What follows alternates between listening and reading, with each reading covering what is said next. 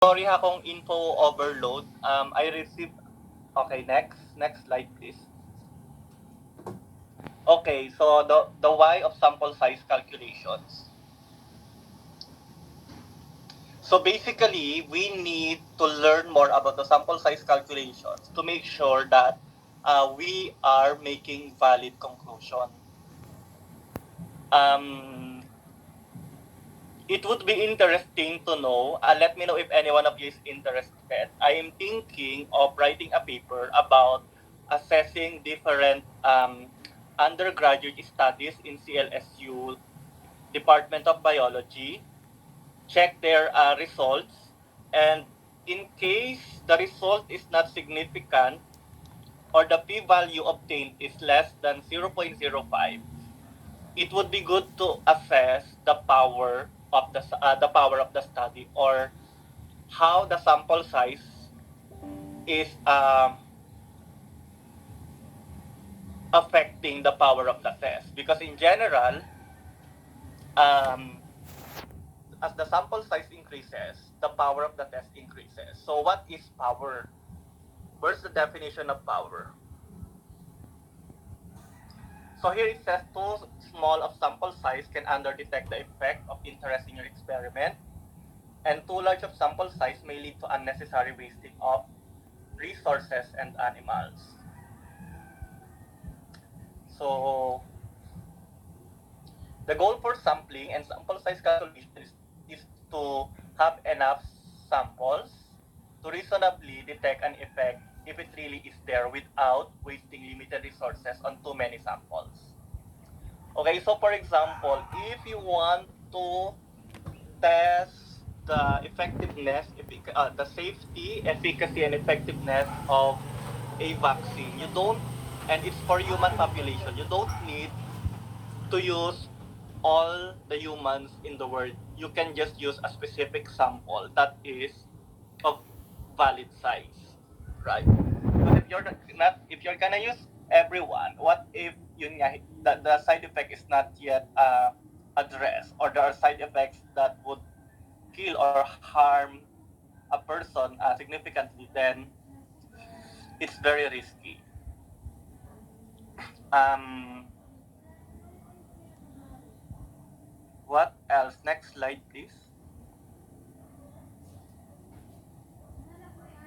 So ayan, important definitions. So key bits of sample size calculation.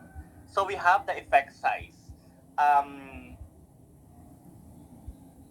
it would be very, very sad for a researcher to conduct a study without being aware of what an effect size. So we really need to understand this one. And yeah, it's good to know for uh, students, especially masters and PhD students, and for those who are conducting experiments. So the effect size is the magnitude of the effect under the alternative hypothesis. Um, the smaller the effect size, or the smaller the difference, the bigger the sample size required. And then the bigger, and it's the other way around. The bigger the effect size, the smaller the sample size. You will see it later with G power. Okay, and definition per power is the probability of correctly rejecting the null hypothesis if it is false. Okay? There are studies where the null hypothesis is rejected, and we conclude that we don't have sufficient evidence to say that something blah blah blah. This is because um, there is still a probability that your conclusion is wrong, even if you fail to reject the null hypothesis. And this is probably because of several factors, and one main contributing factor is the size of the sample. In other words, your study might be undersampled, and because of that, the significant difference wasn't detected. Yujima would appreciate it, and I think nag-copy din si Maureen ng data mo, the data that Yujima presented. If you remember, I think it's also a lot of my students before have uh, asked me about sample size and stuff. And I think in some of our discussions, may nagtanong na rin about sample size. So, those conversations, including Yujima's presentation on ANOVA, where the result is not significant, inspired me to initiate this discussion in the class. Because originally, this is not part of your statistics class. But I think it's a very helpful topic to discuss. Um, so Yojima, your data, please prepare it later as well for demonstration. So these are the different definitions of power, and then we have the significance level, which is another type of probability, but a probability of falsely rejecting the null hypothesis, even though it is true. And there is always a trademark between power of a test and level of significance. So we have alpha and beta in statistical testing. Alpha is the level of significance. Beta is the probability of type 2 error, and it is used to compute the power because power is 1 minus beta. If your beta is 20%, then your power is 80%. Okay? So we always wanted to have a low alpha. We always wanted alpha to be lower, and um, and the beta as well. But they cannot. We have to balance. So in traditional statistics or in practice, um, statisticians, the early statisticians think that it's better to commit to have a higher probability of rejecting the null hypothesis if it is false, if it is not false, as compared to committing a type 1 error, which is the probability of falsely rejecting the null hypothesis even if it's true. One second.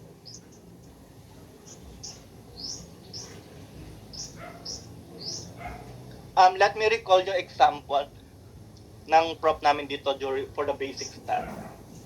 So, for example, sa korte, one is accused that he committed a crime.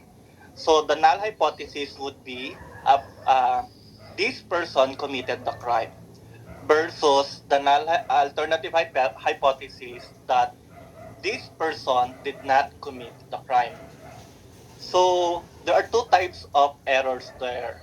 One error is the person actually committed the crime, and he didn't commit the crime. I don't know. So those are the two possibilities. But the two possible errors would be the person committed the crime, and he got what's the term? And then he was imprisoned. And then the second, the person did not commit the crime, and he was freed. Is that correct? The person, let me check. So two possibilities. The person committed the crime and went to jail versus the person committed the crime and was freed. No, it's the other way around. The person did not commit the crime and was freed.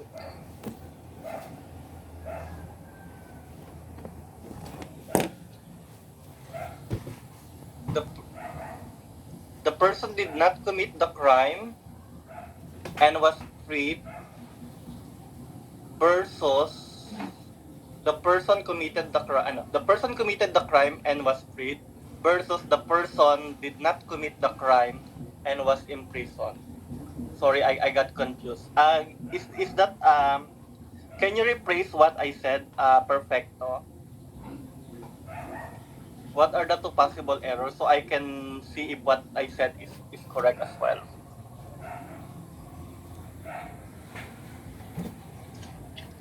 Hello, sir. Perfecto. Kindly Are you repeat there? your... Hello, sir.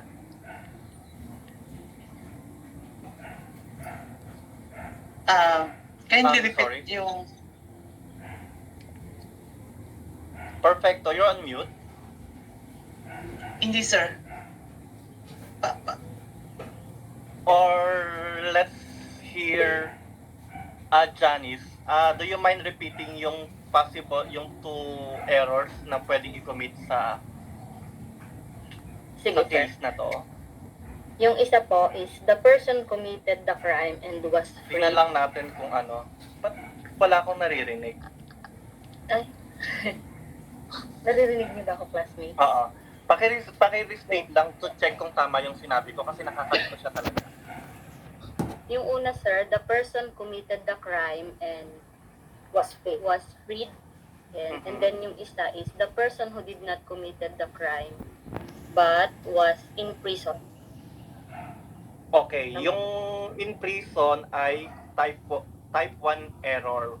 So yan si type 1 error. And then yung type 2 error is yung nauna. Or the other way around. But we will find out more later. Nalilito na rin ako sa ano ko. But it has something to do with that because we want to put a very small probability to a graver error, which is ano yung mas grave na error doon? Yung hindi ka nag-commit ng crime pero ikaw yung nakulong. Ikaw yung nakulong. Yes, sir. Definitely. Diba? Yes, so, sir. Type pangalawa.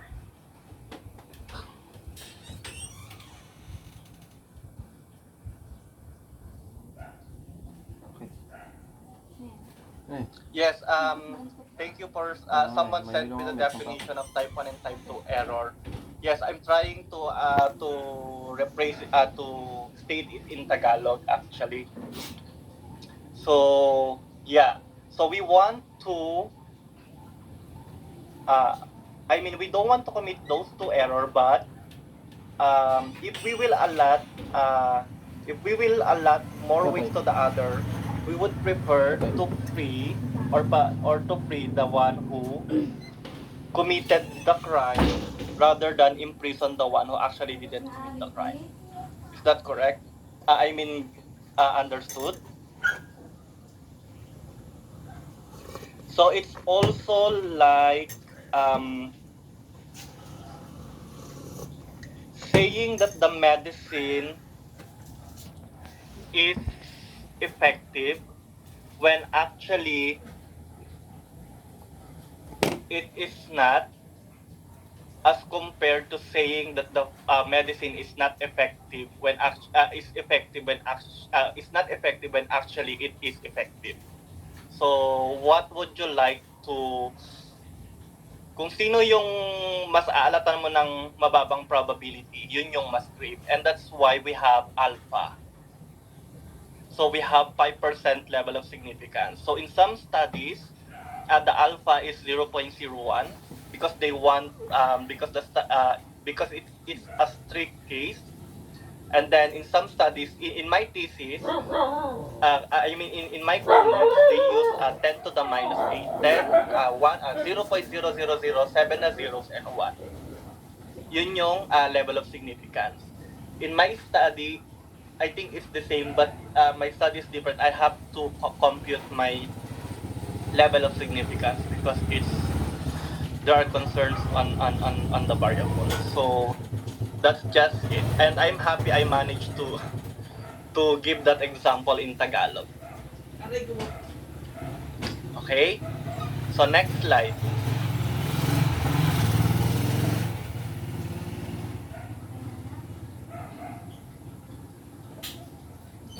So effect size, so that's the definition of effect size. In G-Power, there's a computation for effect size. So it's good to just input the values required And if not, you can just use different levels, qualitative levels of effect size, which has equivalent quantitative value. For example, small effect size, I think, is assigned a 0.2, medium effect size is 0.5, and large effect size is 0.8. So it's as easy as that. Pero the limit of this is um,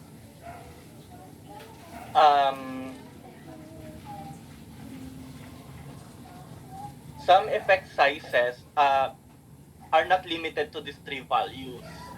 So that's why it's always best to compute the effect size from the mean and standard deviation. So with this formula, we can try using the data of Ujima actually later on. So there are three ways of assigning value for the effect size. From the RRL, from the review of related literature, from pilot study, which is what we're going to explain later using Ujima's data, and then from the how do you call this? From the qualitative assessment, whether it's small, medium, or large. Okay, next slide. So the calculation can be done within R. Everything is provided. I think I received questions regarding using ANOVA.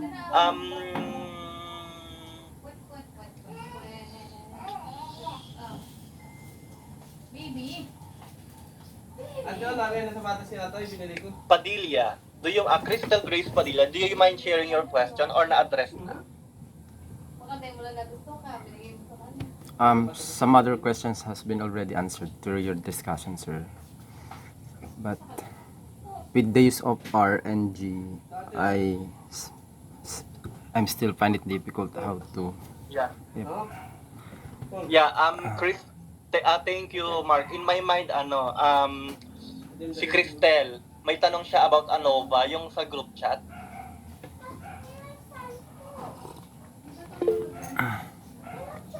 Cristel, you have a question before, right? Sorry? Yes, Marjorie. Yes, sir. I think I'm one of, I think it's about ANOVA, right? Yes, sir. But then, Okay. it's the non-parametric, non-parametric test on the G power. Yeah. Do you mind sharing your screen? Do you have a good internet connection? And Rainiel, can you download G-Power as well? G-Power. Yung instruction, nasa class kasi yun eh. I-send ko sa'yo yung link to install that para maka-follow ka na din. Okay, sir, sure.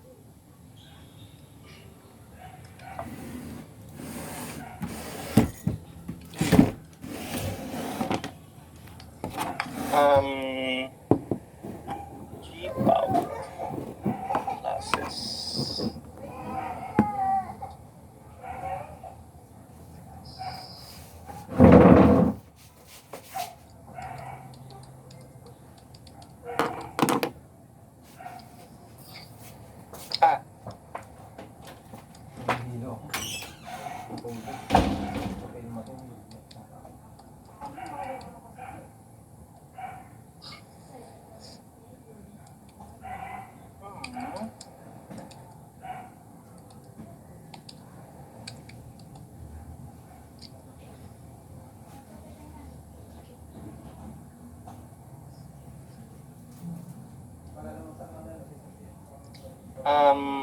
Ito.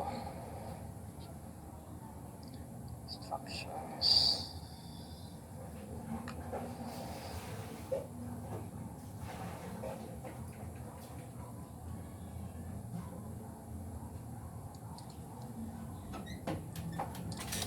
Nakita mo na yung link sa G-Power Rainiel or ano?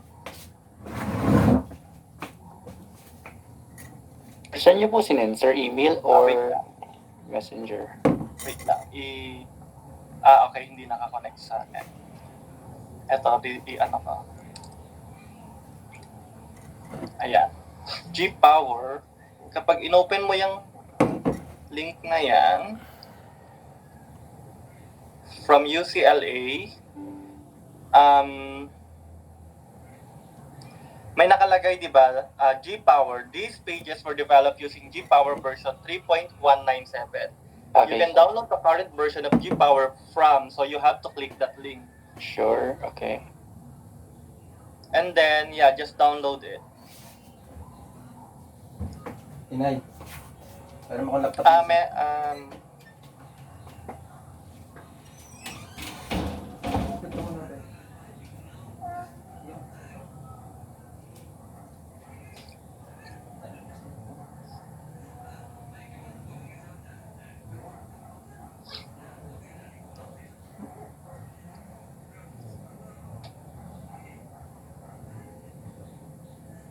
Ayun, download G-Power for Windows, kung Windows.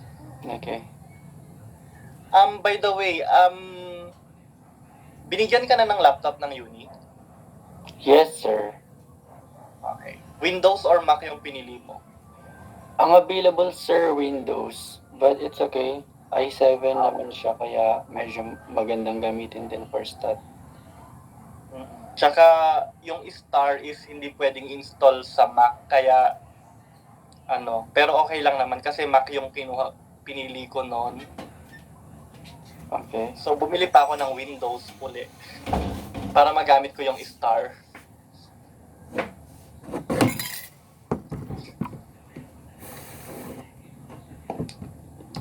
Okay, sir, you can proceed with your discussion. I'll try to... Yes, okay.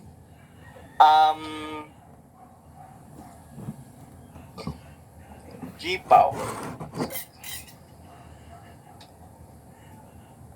Ipapashare ko na rin sana kasi yung screen ng Okay. G-Power. Sir, I need to enter admin user. Hindi siya pwede. Yun na nga. Sige, ako na lang. Okay. Sorry. Mahina kasi yung internet dito pero I think mailalaban pa. Okay, sir. Excuse me, sir. Sure? Sir, maybe I can share the G Power. Yeah. That would be great.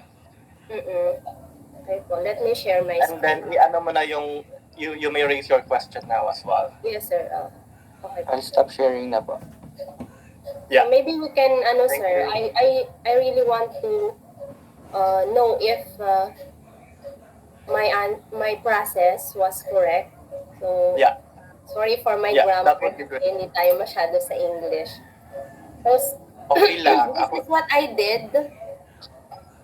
Actually, I asked Ma'am Cristel, Ma'am Shell pala, Ma'am Shell, if we had the same answer, but then our process was different. So, Yeah. I think it's today is the really time. And also Sir Mark, and then Ma'am Yuji.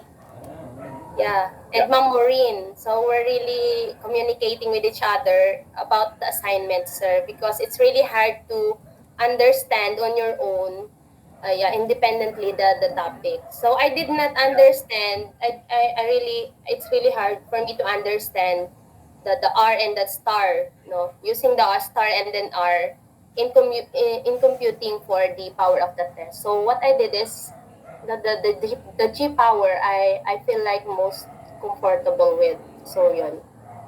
Yeah. Thanks for that, Marjorie. So, as your professor, I would like to to emphasize na on your PhD, you can't really stand on your own. So you really need mentors. That's the very reason why you are enrolled to a PhD. And I wonder, Janice, Eleanor, and Perfecto, kung nag-approach kayo ng classmates nyo or ng other groupmates nyo to seek help on this as well. And I know Perfecto messaged me, so that's great. And I said na nga. And na i-discuss this week. But I have extra appreciation for those who did initiative, who initiated to have a group study or at least somehow mag-approach na ibang classmates. Oh yeah, Eleanor approached Ma'am Rachel daw. So that's great. I appreciate that. Yes, sir. Can you now see my screen po? Yes. So this is the G Power. This is the G Power version 3.1. And for the first, for item number 2, which is we're gonna recall item number 2 for activity and hypothesis testing. Mabinig mo mga aso. Yan. So what I did was, Can you give an overview ng item 2 for the benefit of Rainiel and the others? for the Ito yung mga problem nasa number 2, the question was, is there a significant difference between the initial worm density of dry and wet areas? And then we used here, what are we going to do here is, we're going to compare which of the between the parametric test and non-parametric test, which has the greater Power. of the test, which is as mentioned by Sir, and na the higher the power of the test, the higher value. Okay, the test with the higher power of the test value is better. Parang, Yeah. is considered the better test to use in analyzing that data, something ganon. So, Yes. So, Kasi we're the one with the higher power, has the lower probability of committing type 2 error. Right.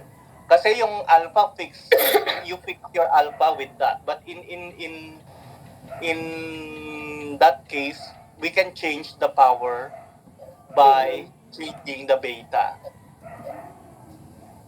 Right. yes, sir. So here, since we have already conducted the analysis and we have already data on mean, standard deviation, the total number of samples or the sample size, I did not compute already the sample size. So I just input here.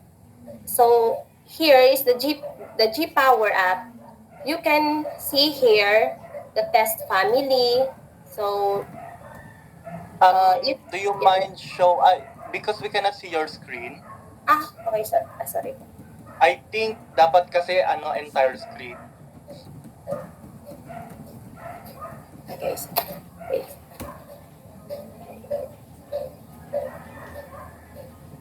So Marjorie, you will be the contact person for this topic. Okay. Sige po, sir. I will try my best po. Yes. Yes. That's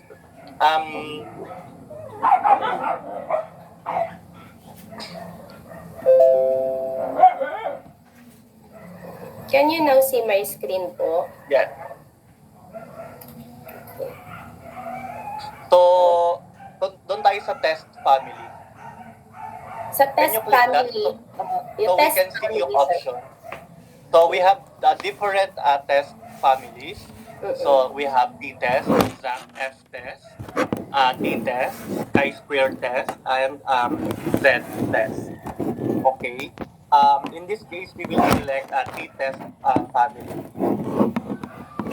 for the parametric. Okay.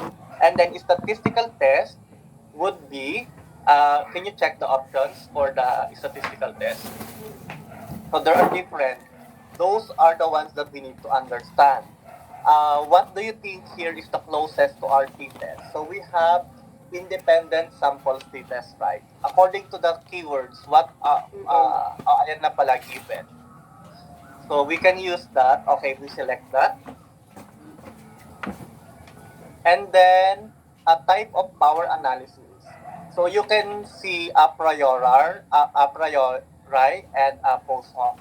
A priori is conducted when you don't know yet how much sample size you would like to choose, and you would like to decide based on desired power. And in the readings, the standard or the generally acceptable value per power is 80.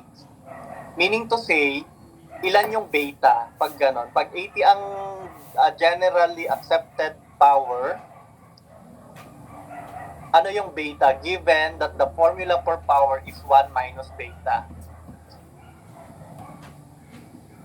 20 po. Yes, 20. Very good. 1 minus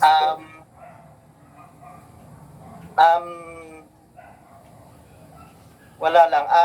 Sentimental sa akin yung 1 minus beta kasi nung pinaquiz sa amin yan nung undergrad, nasagot ko siya. At I think ako lang yata yung nakasagot nun. So, natuwala ako sa memory ko. So, sentimental siya sa akin. Okay, 1 minus beta is the power of a test. That's why if the power is 80, 80 is equal to 1 minus beta. So, use additional property of equality, then beta is equal to 20. Okay. With the alpha, hindi natin nababago-bago yung alpha, di ba? Hindi, it's wrong to change the different levels of alpha when you've already set it in the step of hypothesis testing, right? Remember, we have 6 steps of hypothesis testing. Wherein there's a step there where you're specifying the alpha, which is mostly 5% level or 1% level. So we don't change that. If it speaks after we've decided what alpha we're going to use. For the beta, we can actually play on that. It's not biased, but we can play on beta. We can try different values in beta and see which one works best for us. Because there are different considerations in sampling, right? The cost, the manpower, time. So those are considerations. So sometimes you have all the money, but you don't have the time. Or sometimes you have all the resources, well, papasok din sa money yan, non-financial resources, but you don't have the money to mobilize these resources.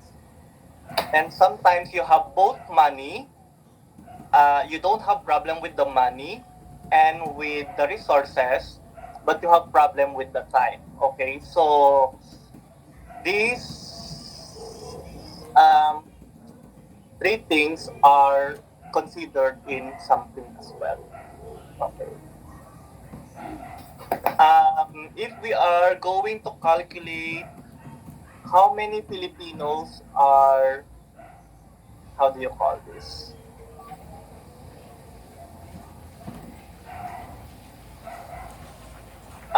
Characteristics of Filipinos. How many are male and female? So, the Philippine Statistics Authority actually didn't survey everyone. It's